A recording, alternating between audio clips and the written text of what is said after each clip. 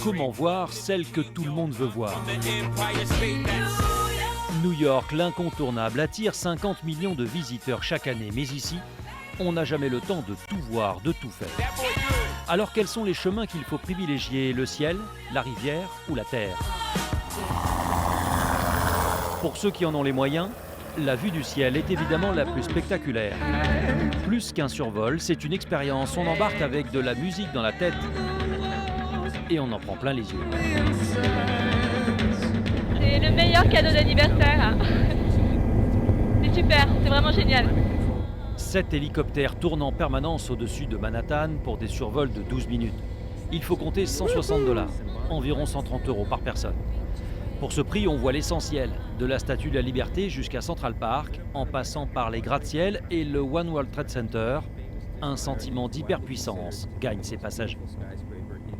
On a vraiment une vision globale de la ville, on voit tout. Alors que ça prend du temps de voir New York à pied. Là, c'est vraiment hyper bien. Ça prend du temps, mais l'on peut être surpris. Là, on est en pleine jungle, là. A priori plus conventionnelle, la visite à pied demeure un incontournable pour ces Là, blogueuses. c'est quand même canon, ce petit coin-là. Hein. Des amoureuses de la ville qui arpentent la High Line à la découverte de nouvelles perspectives. Je trouve que c'est une ville qui se visite à pied, New York.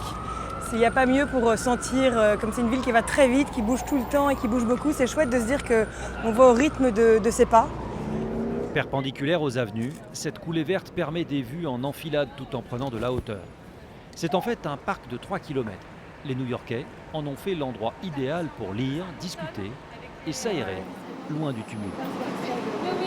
Allez, filles, venez. Dans le même esprit, Élise fait découvrir les petits secrets de New York. Ses cafés tendances et le street art. Là, ils sont à 4 dessus, un truc comme ça. L'art de rue est une seconde peau à Brooklyn. Même les publicités sont l'œuvre d'artistes professionnels. Ça, c'est vraiment hyper typique de ce quartier-là. Parce que 10h30, c'est tard. Mais le clou de la visite pour ces deux familles, c'est la skyline, cette vue panoramique de Manhattan que l'on ne peut pas voir de n'importe où. On est les pieds sur terre et la tête dans le ciel. Et si on vient pas sur Brooklyn, et même en venant à Brooklyn, est-ce qu'on vient ici? Je sais pas. En fait, la vue est vraiment magnifique. Et il y a encore une autre façon de voir la ville. On peut embarquer sur des petites vedettes. Ces 3 lycéens passent 10 jours ici.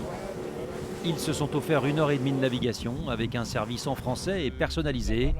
De quoi réviser les cours. Les immigrés passaient par là pour arriver aux États-Unis. Il y avait ça au brevet, mec. Pour 40 € par personne, ils sont libres de s'arrêter quand ils veulent. Il faut dire qu'à New York, il n'y a aucune réglementation en matière de navigation.